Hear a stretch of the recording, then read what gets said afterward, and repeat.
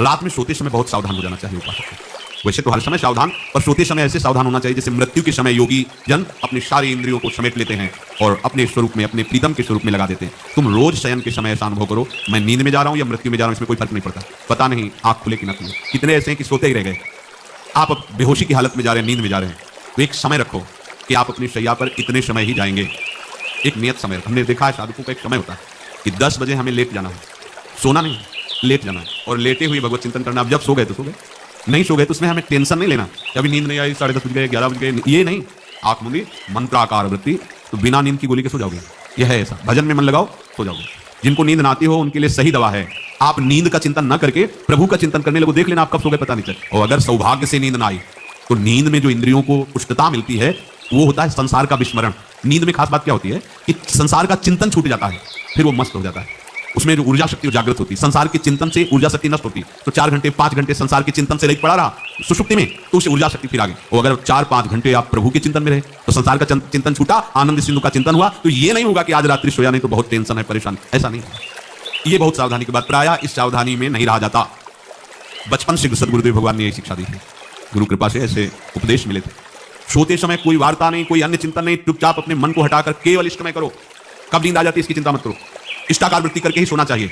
तो आगे जो लिखा पुनरुत्थिताय, जब उठो तब वैसी वृत्ति, तो कुछ दिन बाद स्वाभाविक हो जाएगी, स्वाभाविक हो। अपने तो इतना तक देखा है कि जैसे आधा पद में होश रहा और निद्रा आ गई, जब चेतना आई तो उसी पंक्ति से जहां से होश गायब हुआ था उसी पंक्ति से जागरण प्रारंभ हुआ। ऐसा ही जब ऑपरेशन के समय बेहोश किया गया था, उनसे कहा था हमें बता देना कुछ मिनट में, उनका लगाने वाले इंजेक्शन और कुछ ही सेकंड में इसका समय, बस। तो जो पद चलाया था, जब होश आया था तो वही पद चल रहा था, मतलब बेहोशी में वो पद अपना अधिकार किए हुए था। ऐसे नींद भी तुम्हारी भजन हो जाएगी, समाधि हो जाएगी, यदि आप सोते समय प्रभु का चिंतन करें। बहुत ही सावधानी की बात है। यदि इस जन्म में परम लाभ लेना चाहते हो तो इस श्लोक को अपना जीवन बनाओ। कृष्ण व्रताः, हमारा जीवन का एक ही व्रत है कि हम अपने प्रीतम का भजन नहीं छोड़ेंगे, अखंड भजन। हमें ये नहीं देखना कि उपांशु मानसी को इसमें कितने गुना, हमें गुना बुना नहीं देखना। हमें अपने प्रभु को बोलना नहीं, भजन में मन नहीं लग रहा, पद गा रहे हैं, जोर जोर से चिल्ला रहे हैं, नाम कीर्तन, हमें अपने प्रभु से जुड़े रहना है। कृष्ण व्रताः, कृष्ण मनुस्मरण, तो हमारा निरंतर स्मरण चले, बस ये प्रयास रखना। जब निरंतर स्मरण की बात कहती तो फिर आगे कुछ कहना नहीं चाहिए, पर खास बात इसीलिए कहा जाता है कि आप समझ जाओ। रात्रौच, जब कोई भी ब्रह्मचारी, कोई भी उपासक, कोई भी बैरागी, त्यागी, महात्मा सोते समय सावधान हो गया तो उसकी रात्रि बहुत गलत जाएगी। खास जब आप सैया पे शयन करते उस समय असावधानी हुई तो विकार छा जाएगा, ध्यान रखना। आपका चिंतन गलत हो जाएगा, आपकी चेष्टा गलत हो जाएगी, जागृत में ना सही तो स्वप्न में। आप सावधान उस समय जरूर रहिए और उतना ही विश्राम कीजिए जितना आवश्यक हो। व्यर्थ में करवटें मत बदलिए, ये उपासक का स्वरूप नहीं होता। रोगी है तो बात अलग है, बड़े असाध्य रोगों से, नहीं तो ऐसी दिनचर्या नहीं होनी चाहिए। 3:30, अभी आधा घंटा तो है, फिर कमर उड़ लिए, ये साधक का नहीं होता। उचित समय, जो मानो 4 घंटा, तो अब ये नींद का विषय आओ या ना हो, हम तुम्हारे लिए पुष्प बिछा के नहीं बैठेंगे कि आ जाओ आ जाओ, नहीं आई तो अब ये नहीं आप इतने समय नहीं आए, 4 बजे उठने समय कैसे नहीं, उसमें विचार नहीं किया, पहले फेंको और सैया से नीचे उतरो, भूमि को प्रणाम करो, आगे बात नहीं। वो फिर आपको ऐसा होता है 10 मिनट में तो हो जाती है, 10 वो पार कर देगा, घंटा दो। रात्रौ च कृष्णम पुनरुत्थिताय, ये नियम लीजिए।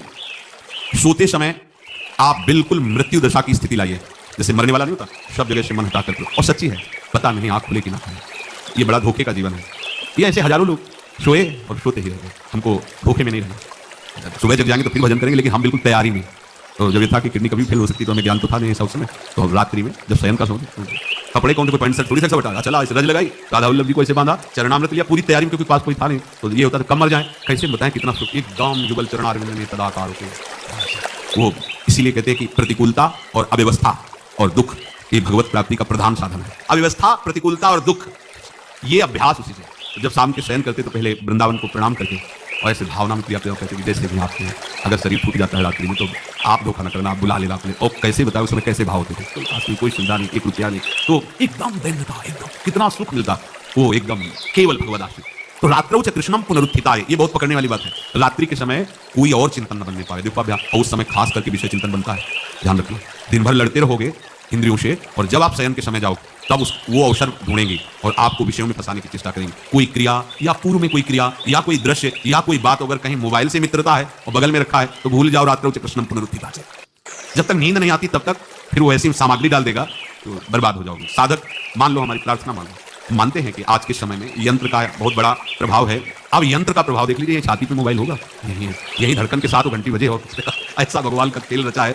और इसमें सबसे खतरनाक बात है कि आप जो चाहो देख सकते हो, जहां चाहो, जैसे विश्व की पूरी बात, पूरा विश्वात्मा है, ये विश्वात्मा स्वरूप है, सर्च करोगे। अब अगर साधक सावधान नहीं है तो समाज में तो ऐसे कट गया। एकांत में जब शयन के समय गया, उस समय मन आपको फंसाने की चेष्टा। प्रार्थना है, अगर आपके पास मोबाइल हो तो एक उसका समय रखो। अगर आपको ऐसा लगता है कि कोई परिस्थिति आ जाए, हम स्विच ऑफ किए तो एक और मोड कहते हैं, कोई फ्लाइट मोड दो, क्या मोड में लगा दो, सीधे मत रखो, मोड में लगा दूर रख दो। आप अपने चित्त को प्रभु में जोड़िए। रात्रि के समय मोबाइल का प्रयोग मत कीजिए। मान लीजिए रात्रौ च कृष्णम पुनरुत्थिताय, सुबह उठते ही आपको कुछ चिंतन नहीं करना, सबसे उठते ही। यदि आपके अभ्यास में आ गया तो ऐसा ही होगा, नहीं तो आपको पहले सदगुरुदेव भगवान का प्रणाम नमस्कार और कुछ भक्तों का, और फिर नाम जप। भले 5 मिनट ही करो, अपने आराध्य देव का सुमिरन, फिर अपनी दिनचर्या करो।